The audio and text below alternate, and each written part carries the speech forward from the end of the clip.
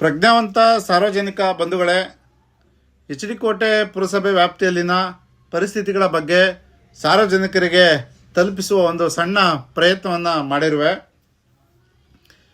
ಏನು ತಾವು ಈ ದೃಶ್ಯಾವಳಿಯಲ್ಲಿ ಕಾಣ್ತಿದ್ರಿ, ಈ ಮೆಸೇಜನ್ನು ಬ್ಯಾಂಗ್ಳೂರಿಂದ ಶ್ರೀಮತಿ ರೇಣುಕಾ ನಾಗರಾಜ್ ಎಂಬುವರು ನನಗೆ ಮೆಸೇಜ್ ಮಾಡಿರ್ತಾರೆ. ಆ ಮೆಸೇಜ್ನ ಆಧಾರದ ಮೇಲೆ ನಾನು ಸ್ಥಳವನ್ನು ಪರಿಶೀಲನೆ ಮಾಡಿ ವಿಡಿಯೋ ಮಾಡಿರ್ತೀನಿ. ಇದು ಎಚ್ ಡಿ ಕೋಟೆ ಪುರಸಭೆ ವ್ಯಾಪ್ತಿಯ ಹೌಸಿಂಗ್ ಬೋರ್ಡ್ ಕಾಲೋನಿಯ ಮಾನ್ಯ ಮಾಜಿ ಸಚಿವರಾದಂಥ ಎಂ ಶಿವಣ್ಣವರ ಮನೆ ಹಿಂಭಾಗದ ರಸ್ತೆ.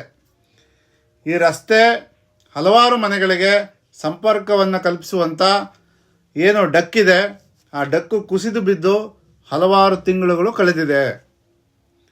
ಆದರೂ ಕೂಡ ಇದನ್ನು ದುರಸ್ತಿಪಡಿಸುವ ಹಂತಕ್ಕೆ ಯಾರೂ ಕೂಡ ಹೋಗಿಲ್ಲ.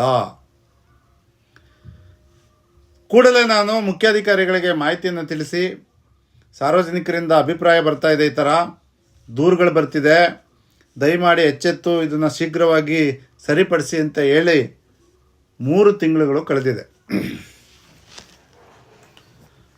ಮಾನ್ಯ ಮುಖ್ಯಾಧಿಕಾರಿಗಳು ಸ್ಥಳ ಪರಿಶೀಲನೆ ಮಾಡಿ ಭರವಸೆಯನ್ನು ಕೊಟ್ಟು ಇನ್ನೂ ಕೂಡ ಆ ಒಂದು ಸರಿಪಡಿಸುವಂಥ ವ್ಯವಸ್ಥೆಗೆ ಹೋಗೇ ಇಲ್ಲ. ಹಾಗಾಗಿ ನಾನು ಈ ಪರಿಸ್ಥಿತಿಯನ್ನು ಫೇಸ್ಬುಕ್ ಮತ್ತು ಸಾಮಾಜಿಕ ಜಾಲತಾಣದಲ್ಲಿ ಬಿತ್ತರಿಸಿದ ತಕ್ಷಣ ಹೌಸಿಂಗ್ ಬೋರ್ಡಿಂದ ಇನ್ನೊಂದು ಮೆಸೇಜ್ ಬರುತ್ತೆ, ದಯಮಾಡಿ ನೋಡಿ ಸರ್, ನಮ್ಮಲ್ಲಿ ಇನ್ನೂ ಒಂದು ಡಕ್ ಇದೇ ಪರಿಸ್ಥಿತಿಯಲ್ಲಿದೆ ಅಂಥೇಳಿ ಮೆಸೇಜ್ ಮಾಡ್ತಾರೆ. ಅಲ್ಲೂ ಕೂಡ ಸ್ಥಳ ಪರಿಶೀಲನೆ ಮಾಡಿದಾಗ ಅದು ಏನು ಲಾಯರ್ ಸಂಗಮೇಶ್ವರ್ ಅವ್ರ ಮನೆ ಇದೆ, ಆ ಮನೆ ರಸ್ತೆ.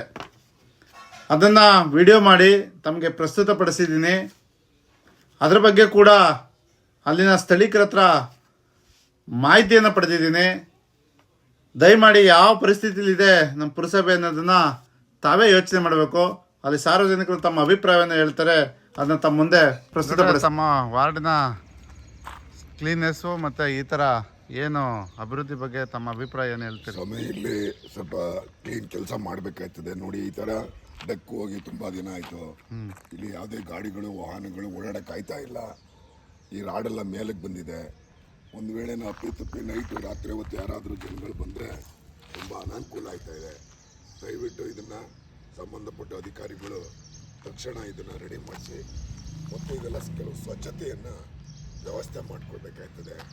ಕೆಲವು ಡ್ರೈನೇಜ್ಗಳಲ್ಲಿ ಇದೆಲ್ಲ ಎತ್ತಬೇಕು, ನೀರು ಎಲ್ಲ ಹೋಯ್ತಾ ಇಲ್ಲ.